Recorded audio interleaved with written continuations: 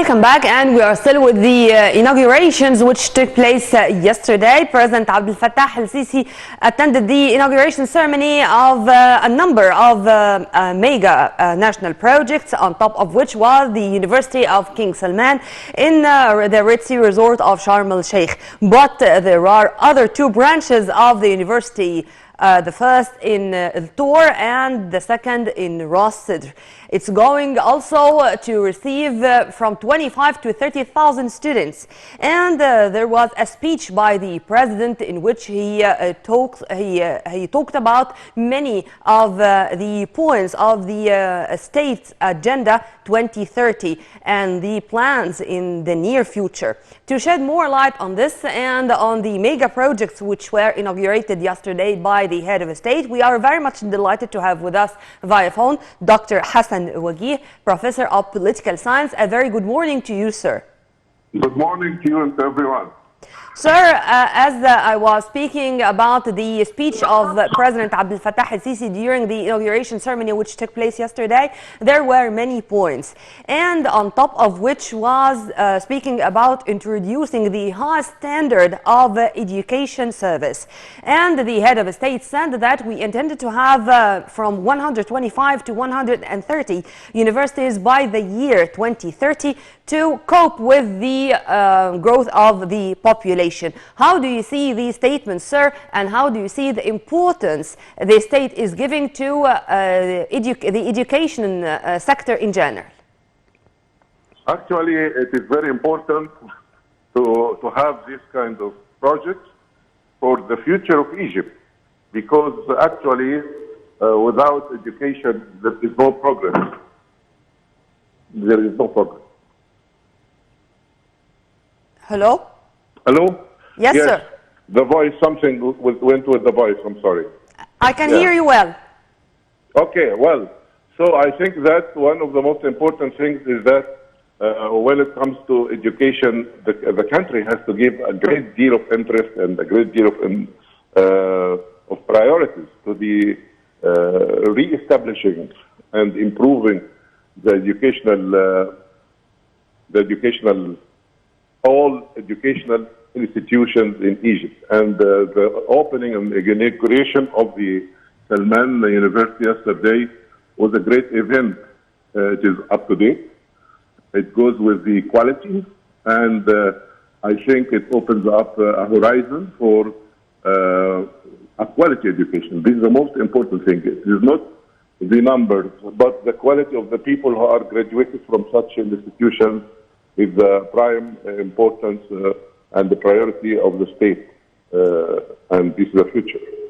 To echo what you were saying, sir, His Excellency Dr. Khaled Abdel-Ghaffar, Minister of Higher Education, spoke about the high standard of education and to qualify the students for the to meet the requirements of the labor market nationally, regionally, and internationally. How do you see this point in specific? Not only to educate our coming generations, but to fill this gap between theory and practice, between what they are studying and what they are going to meet in the labor market. Actually, we have been calling long time ago that policymakers should have an eye on the market. So I think this is an embodiment of having such a slogan implemented. Mm-hmm. Because when you have an eye on the market and you can see what kind of colleges were established, for instance, in Salman University yesterday, you can, from the titles of the faculties, specializations, you can understand how this is an implementation of having an eye on the market. Because there is tourism, yes, and the area in Sinai needs that. When it comes to certain specializations, they are very incongruent with the kind of needs in the environment around the university. So yes. I think it is very important to have an eye on the market, and this is a very good transitional leap toward in the right direction. Yes, sir. And also, King Salman University is another example or embodiment of the fruitful cooperation between Egypt and Saudi Arabia. The King Salman University was inaugurated by the head of state and by the Emir of Tabuk, Prince Fahd. And this is one of the aspects of cooperation between Cairo and Riyadh. How do you see having on the ground a project like that to embody the fruitful cooperation between the two brotherly nations? Actually, this is very important because our relationship with the Kingdom of Saudi Arabia is so special. Long time ago. And I think that cooperation between Egypt and Saudi Arabia in all fields, not only in education, would make the whole area much more stable, much more peaceful, much more going to reform the Arab situation at large. Yes, sir. And President Abdel Fattah al-Sisi was also keen to speak about the biggest sewage plant, which is going to be built in less than 8 months from now to be finished, and also about the 2030 ambitious agenda of Egypt, about developing Sinai, and last but not least, fighting terrorism with building, with development, developing Sinai. How do you see developing Sinai, sir, as one of the first priorities of the political leadership? Yeah, actually what happened during the era of the leadership of President Abdel Fattah al-Sisi is unprecedented when it came to the development of Sinai. Yeah. You know, we have a war of rumors everywhere, as you know, and everyone knows that we have people around us who are really traitors to the country, are all the time trying to disseminate misinformation and misinformation about Sinai in particular. But the fact of the matter that no one did give importance and care about developing Sinai like the current leadership. Yeah. And also the head of state was keen to speak about the importance of stability and security. And he said it bluntly. The events which took place in 2011 and in 2013 really had their negative impacts on all aspects of life in Egypt. And today, Egypt is not going to permit such incidents to take place once again. We are on the road of development and we are not going to be back. How do you see mentioning stability, the importance of stability, the importance of security to prevail in the occasion which took place yesterday?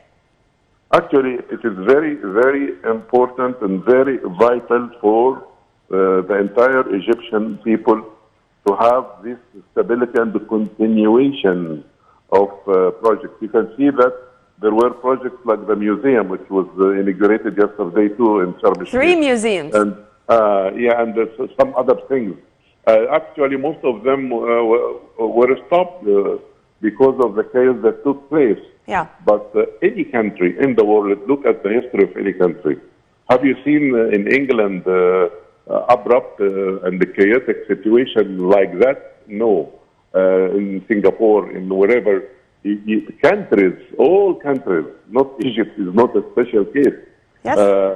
Need stability and need, and I think that people should solve their problems. If you have any problem of any kind within the state and within the stability of the state, because this would ensure for the current generation and the next generation a level of development, and we have enough of challenges. So we need stability to face all these challenges.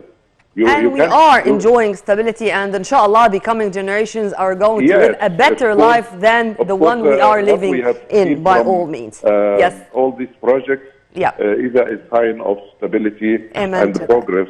Very well said, I hope sir. This will continue to the best of the interests of Egypt. Dr. Hassan Wageeh, Professor of Political Science, thank you very much for your input, sir. Have a very good day. And by this we come to the end of our breakfast show today. Tomorrow is another day with another crew. Stay tuned only on Nile TV International always for more updates, and for more details please log on to www.nileinternational.net. You were in the company of my dear colleague Hala Al Hamalawi and myself Nermeen Abdurrahman. Many thanks for watching.